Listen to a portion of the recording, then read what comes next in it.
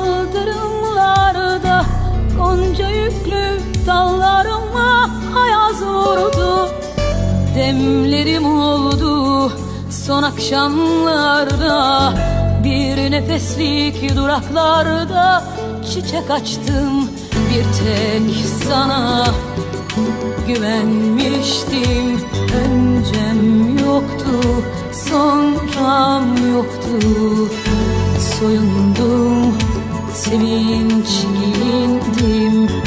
Sevinmek sanki bir suçtu.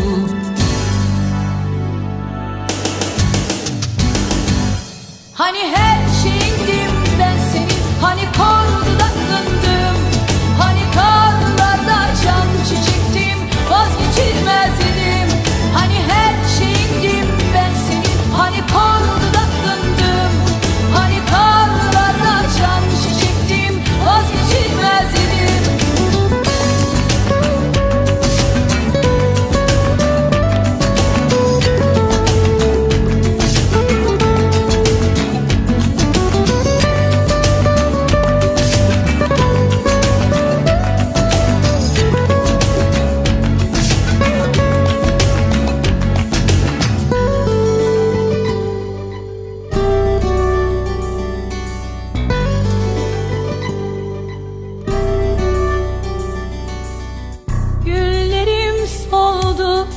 Kaldırımlarda gonca yüklü dallarıma ayaz vurdu.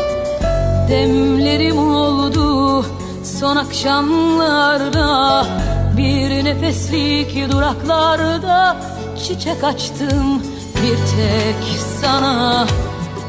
Güvenmiştim, öncem yoktu, sonram yoktu.